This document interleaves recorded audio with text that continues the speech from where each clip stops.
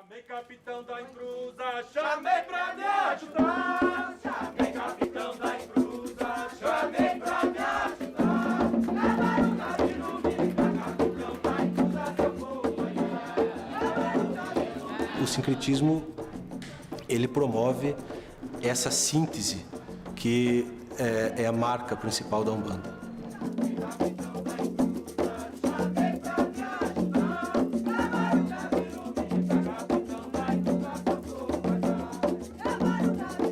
Em todas as casas de Umbanda existem manifestações de caboclos, de pretos velhos, de crianças, boiadeiros, marinheiros, baianos, exus. Isso é também um denominador comum da ritualística umbandista.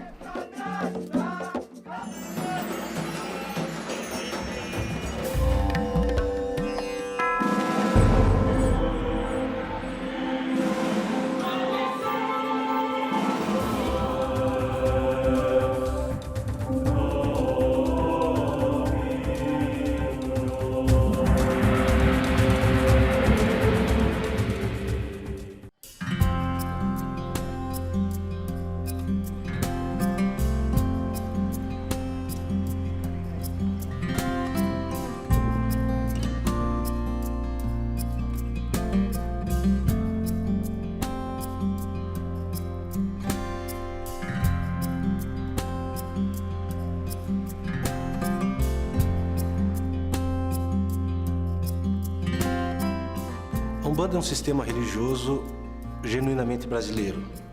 Ele se formou através da síntese cultural, da síntese étnica e da síntese espiritual das três matrizes formadoras da brasilidade, ou seja, do povo brasileiro. A primeira delas é a raiz indígena, a segunda a raiz africana e a raiz euroasiática ou indo-ariana.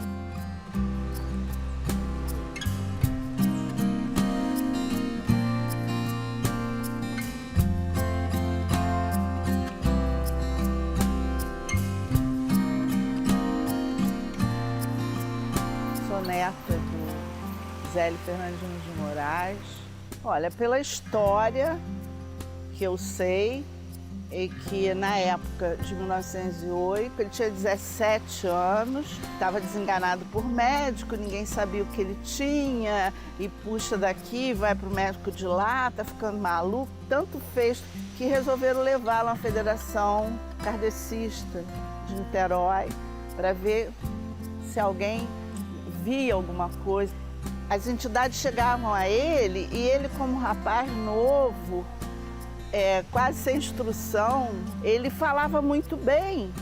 Ele tinha uma retórica fantástica e ficava todo mundo muito assustado, porque o caboclo era assim, o caboclo das 7 cruzilhadas, que então era o caboclo que estava falando por ele. Só que um consulente, uma pessoa que estava presente, falou: você diz que você é um caboclo, e o kardecismo não aceitava naquela época nada disso. Ele disse: então, eu vou fundar uma religião que vai se chamar Umbanda, onde nós vamos aceitar todos aqueles que baterem a nossa porta. E aí surgiram os pretos velhos, os caboclos.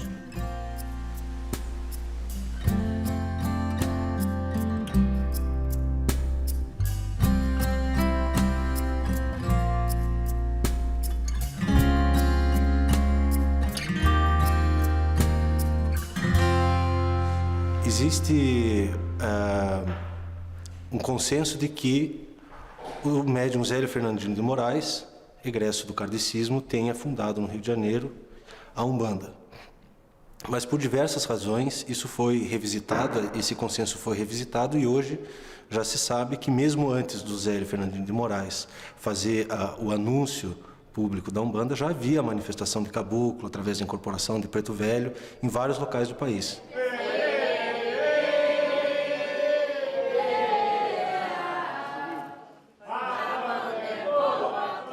A Umbanda é a manifestação do espírito para a caridade. Seu objetivo superior é o de despertar anseios, espiritualidade na criatura humana. A Umbanda, para mim, é caridade, humildade e amor.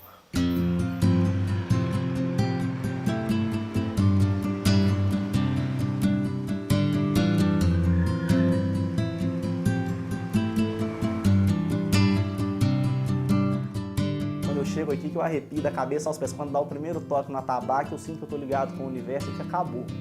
Na hora que eu chego aqui, eu trabalho, né, tem um dia super atribulado, mas na hora que eu chego, acabou. É a hora da Casa Santa, é a hora que a gente presta caridade. Eu não tinha isso em outras religiões.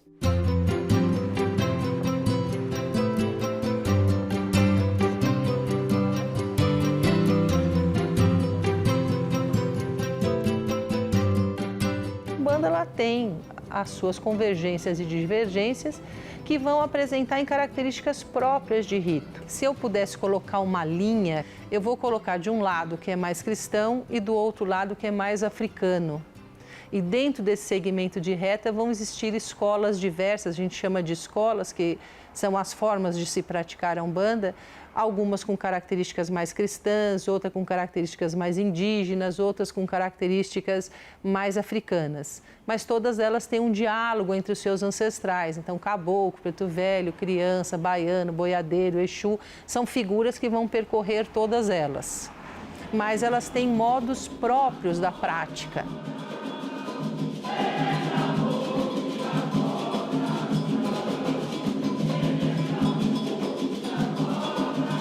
De fato, a Umbanda é uma religião brasileira, mas ela tem matriz africana, né? Ela tem uma herança africana muito suprema. E os escravos e os praticantes das religiões, que não o catolicismo, quando na época que imperava, que não se podia praticar outra religião, que era proibido mesmo, senão eles iam para o tronco, tinham que adorar os deuses. Então imagina uma pessoa que veio da África, que cultuou, por exemplo, Ogum durante a vida inteira, chegar aqui e ser obrigado a cultuar um outro santo, né? É como querer trocar o pai de uma pessoa, é muito difícil. Então eles passavam a cultuar os santos católicos, fazendo uma associação. Então se eu queria cultuar Ogum, eu cultuava São Jorge, montava o altar com São Jorge. Mas a gente cultua, né? Quando acontecia, praticamente um combinado. Estou rezando para São Jorge, a minha oração é para Ogum, né? Internamente era para Ogum.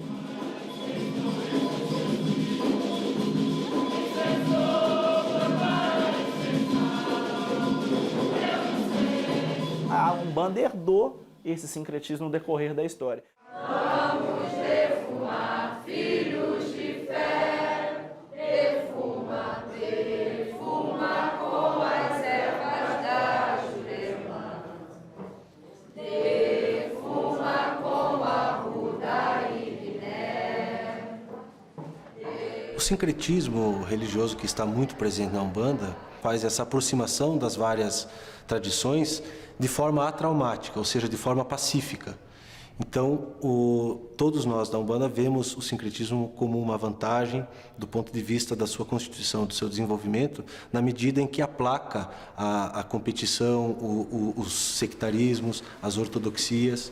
Então, o sincretismo, ele promove essa síntese que é a marca principal da Umbanda.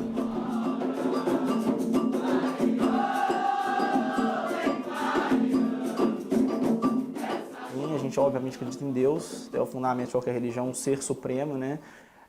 Não importa o nome desse pai, na Umbanda ele tem diversos nomes, né? Zambi, Olorum, é o Deus maior, o Deus supremo que governa tudo e todas as coisas, né?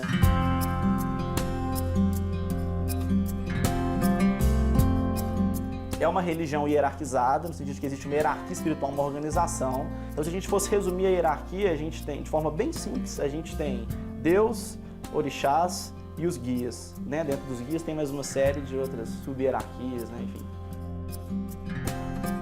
Os orixás são as forças da natureza, que a tudo governam junto de Deus. Os orixás são muitos orixás, né? Então a gente tem, poderia nomear, né? Para não ser injusto com todos, mas tem Ogum, Oxóssi, Yansan, Oxum. Cada orixá rege um campo do conhecimento, né? Um campo do universo. Nós, quando falamos em incorporação, nós esquecemos que todos nós somos um composto energético. Nós somos um campo eletromagnético. O nosso corpo é constituído disso. Nós vemos a parte visível, sensível, que é o nosso corpo, mas existe muita energia ao nosso entorno. E as entidades sem corpo também têm energia e têm um campo eletromagnético. Quando nós incorporamos nos terreiros, é essa conexão dos dois campos eletromagnéticos, desse invisível, meu e da entidade. Ela não me possui, ela não me agride, ela simplesmente atua num campo mais sutil do médium. Isso é incorporação.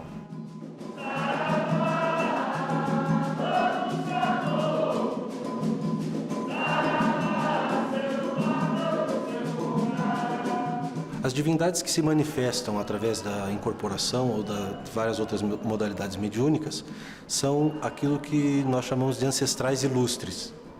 São ancestrais da humanidade que, se revestindo de uma forma simbólica, ou de crianças, ou de índios, ou de negros, vêm para ajudar a humanidade a fortalecer a sua inteligência, a sua virtude e aprimorar a sua qualidade de vida.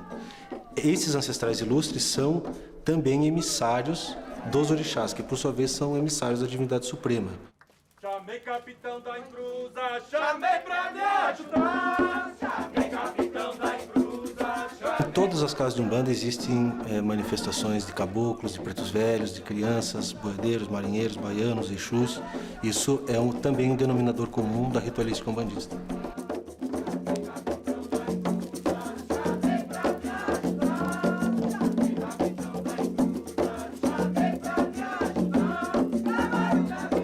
Outra forma de manifestação dos espíritos ancestrais na Umbanda é a forma do Exu, seja como Exu masculino ou feminino, que é a Pombagira.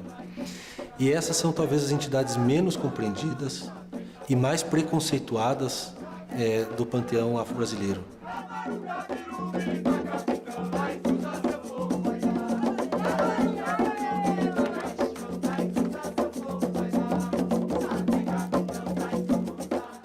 Exu não está preocupado com a moralidade, Exu não está preocupado com os comportamentos sociais que foram impostos pela sociedade. Ele está preocupado com o bem-estar das pessoas. É um orixá que fala, você pode mudar, você tem condições de mudar tudo o que você desejar.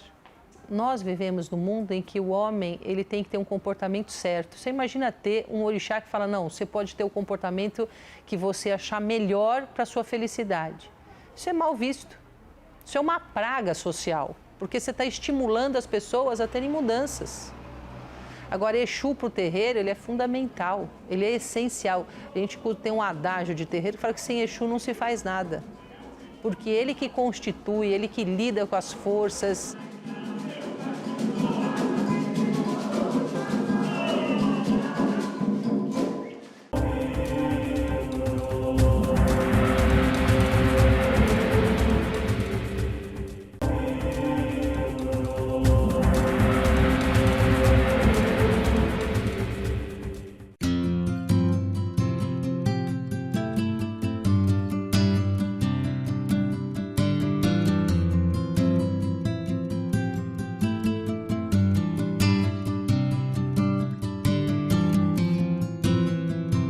Nosso universo é imensamente simbólico, né? Imensamente.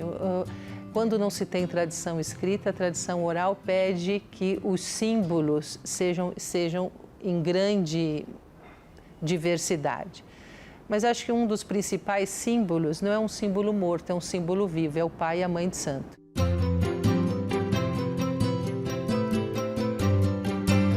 Os pais e as mães de santo dentro dos terreiros têm exatamente as mesmas funções a cumprir. Dentro das religiões, é uma das raras religiões em que é dado ao homem e à mulher os mesmos direitos e deveres.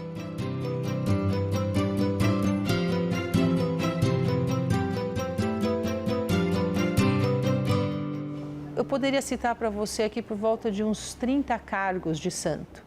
Mas a maior parte das casas de santo, elas se concentram em 3, que é o pai ou mãe de santo, o pai pequeno ou a mãe pequena e os seus filhos. Dentro dos filhos existem diferentes graus de iniciação que estão presentes. Uma outra característica de todos os terreiros, mas que não existe um cargo de santo em si, mas que tem uma função também, é a orquestra do terreiro. São as pessoas que cantam. O ogã do terreiro, que é aquele que pode, existe ogã de corte, ogã de atabaque, ogã do cântico, que são os cargos que estão presentes na maior parte dos terreiros que nós conhecemos.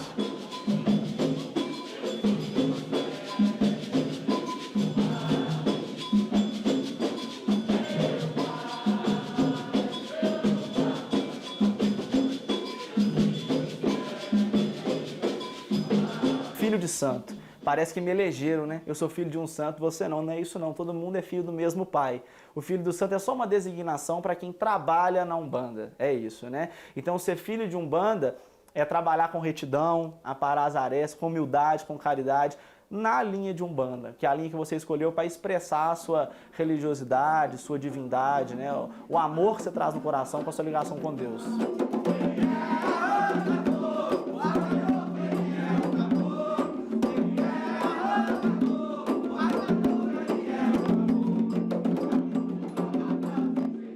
A pessoa, para se tornar sacerdote em Umbanda, precisa vivenciar, às vezes por muitos anos, é um processo lento, gradativo, de capacitação e de fortalecimento da inteligência, da virtude, da mediunidade.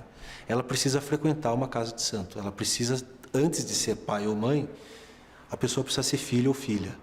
E se você traz a tarefa, se você traz essa predisposição ao sacerdócio, isso vai ser confirmado através dos ritos, isso vai ser reconhecido pelo seu pai de santo e você vai passar pelos processos iniciáticos cabíveis. Passa, então, a ter ordens e direitos de trabalho para conduzir uma comunidade de terreiro. Você constitui uma nova comunidade, os seus filhos de santo são netos do seu pai de santo, existe, então, uma verdadeira família de axé, uma verdadeira família espiritual.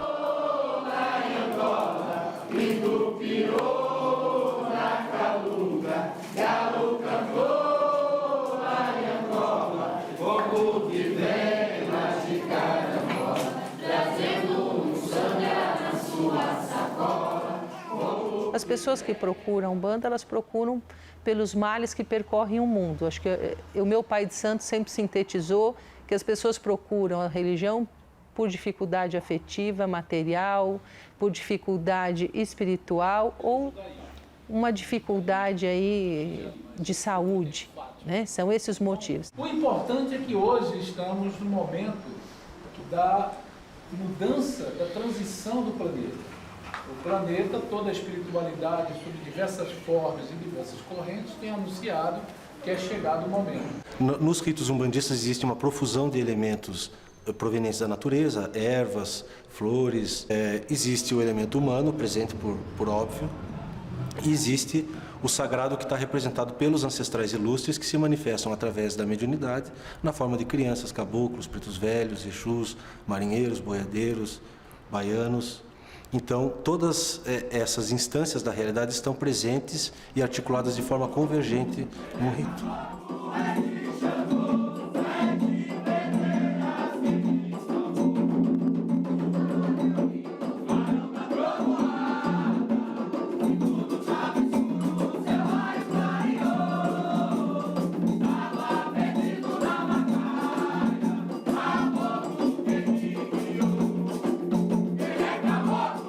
Existem constantes entre as várias escolas, as várias vertentes, as várias formas de se praticar a Umbanda. Todo o terreiro tem uma função social que faz com que eles tenham os ritos públicos ou também as chamadas agiras de caridade.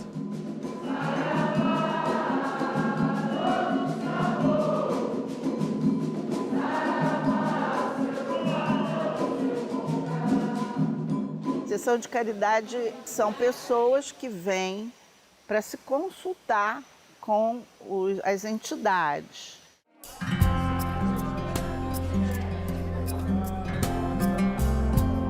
Para além das giras de caridade ou dos ritos públicos, existem os ritos internos ou os ritos de caráter iniciático, que são ritos de fundamento e que promovem a iniciação dos internos, daqueles que entram para a corrente. E esses ritos, então, impulsionam a iniciação da pessoa. Nesses ritos, então, o que se tem é a capacitação sacerdotal daqueles que trazem essa missão, a capacitação magística, mediúnica e iniciática.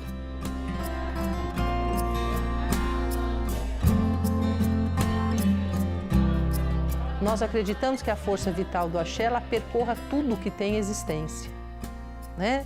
E tudo, inclusive homens, minerais, vegetais, animais, não só seres vivos. E esse axé é como se colocasse as pessoas em equilíbrio.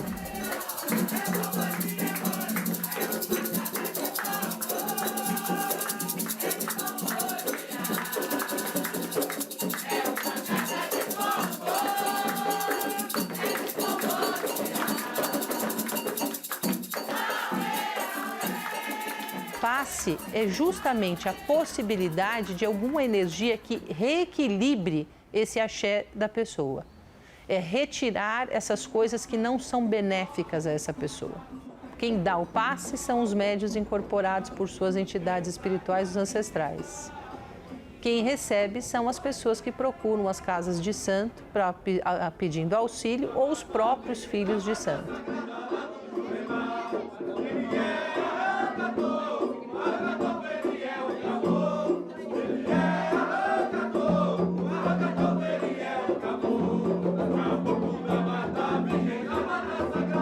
Então, o uso do charuto é para dar auxiliar ao passe, porque ele retira essas coisas que nós chamamos de cargas negativas.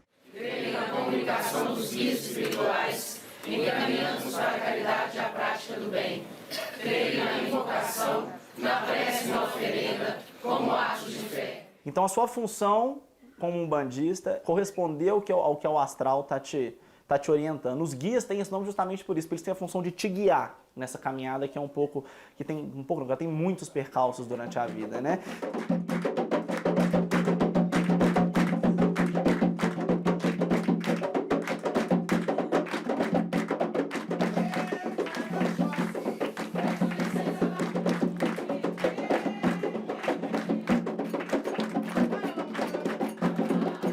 E já na parte iniciática da Umbanda, o médium passa por diversas obrigações, que a gente chama, a palavra é essa mesmo, são obrigações.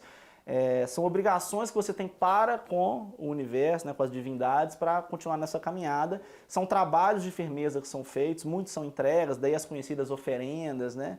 Então, quando um médium começa, ele faz o firmamento do anjo de guarda, as entregas de caboclo, de Exu, de baiano, as linhas de trabalho das entidades de Umbanda.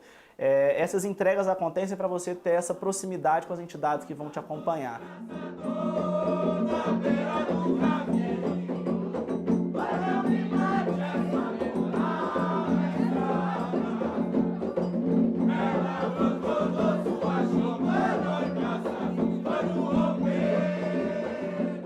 Então, a obrigação que a pessoa tem com o seu guia, com o seu orixá, são aquelas que você tem que dar algum presente, nada faraônico, nós não trabalhamos assim, nada proibido, não pode isso, não pode aquilo, nós não temos esse tipo de coisa. Então, uma vela, uma flor, uma bebida, um laço de fita, numa árvore, aí cada um tem o seu local mais apropriado, como o pessoal, as entidades do mar, que seja no mar.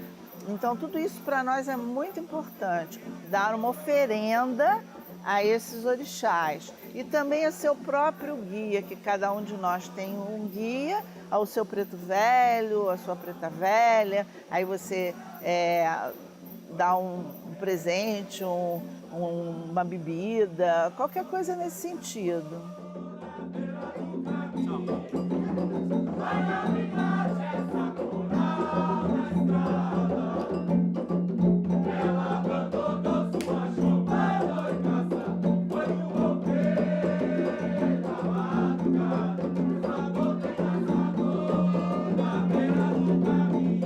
A oferenda no terreiro, ela tem como princípio, ou seja, a principal característica, manter o equilíbrio dessas forças, manter a vida da comunidade.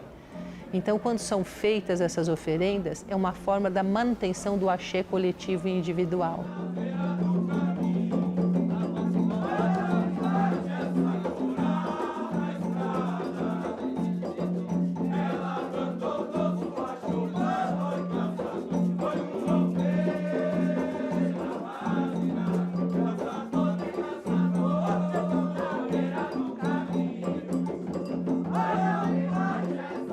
A expectativa do nosso sacerdócio é estender e multiplicar todos os bens que eu recebi dentro do terreiro.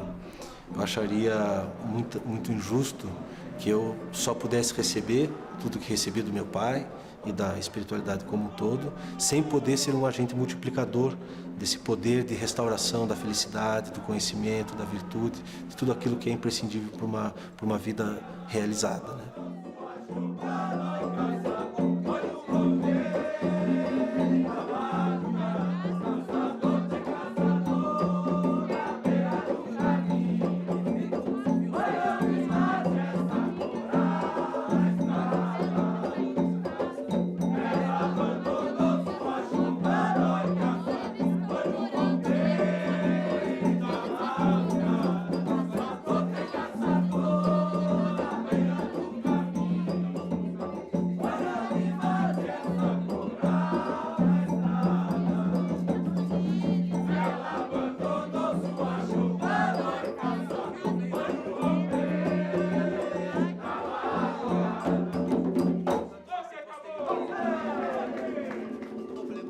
Vai filmar.